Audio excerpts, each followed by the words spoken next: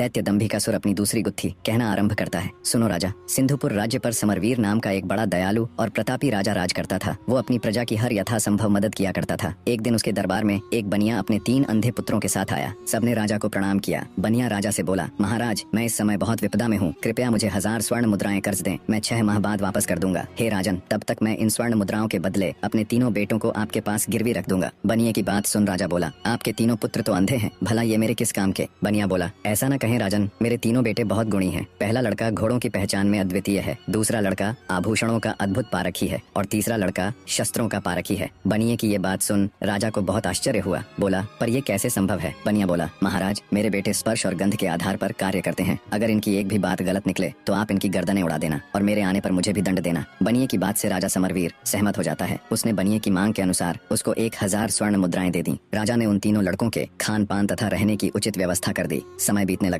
एक दिन एक घोड़ों का व्यापारी राजा के पास आया। उसने एक बड़ा सुंदर घोड़ा राजा को दिखाया। घोड़े की सुंदरता और उसकी कद काठी देखकर राजा का मन ललचा गया। वे उसे खरीदने को तैयार हो गए। घोड़े का व्यापारी बोला, महाराज, एकदम काबुली घोड़ा है, बड़ी मेहनत से आपके पास लाया हूँ, इसलिए इसके दाम थोड़े ऊंचे हैं अन्नदाता। घोड़े पर आसक्त राजा ऊंचे दामों पर भी उसे खरीदने के लिए तैयार हो गया। पर फिर अचानक राजा को बनिए के अंधे लड़के का स्मरण आया। बनिया कह रहा था, उसके लड़के को घोड़ों की अद्वितीय पहचान है, क्यों ना उसे भी परख लिया जाए। राजा ने तुरंत हुक्म दिया, जाओ बनिए के बड़े पुत्र को बुलाकर लाओ। तुरंत उसको पेश किया गया। राजा बोला, इस घोड़े को देखकर बताओ ये कैसा है? जो आज्ञा महाराज कह। बनिए का पुत्र टटोलकर घोड़े के पास गया और टटोलते हुए घोड़े को परखने लगा। एक अंधे को घोड़ा परखते देखकर सौदागर के साथ साथ वहाँ मौजूद हर कोई मंद मंद मुस्कुरा रहा था। भला अंधा घोड़े की क्या पहचान कर सकता है? प्रिय दर्शकों, अंधा लड़का घोड़े की क्या और कैसे पहचान करेगा वो तो आप सबको कल पता चल ही जाएगा। पर आज आप सबसे मैं 2 बातें करना चाहता हूँ। पहली ये कि कल वाले पार्ट पर बहुत से दर्शकों के कमेंट्स आए थे, आपने वो कहानी बीच में छोड़कर दूसरी शुरू कर दी। तो उन भाइयों बहनों को बता दूं कि वो पार्ट भी इसी कहानी का हिस्सा है। जब पूरा देखोगे तो समझ आ जाएगा और मैं अपनी किसी भी कहानी को अधूरा नहीं छोड़ता। दूसरी बात ये कि हर रोज 3 मिनट का वीडियो बनाने में पूरा दिन लग जाता है। कई भाई कहते हैं कि डेली के 3 पार्ट लाओ, 4 पार्ट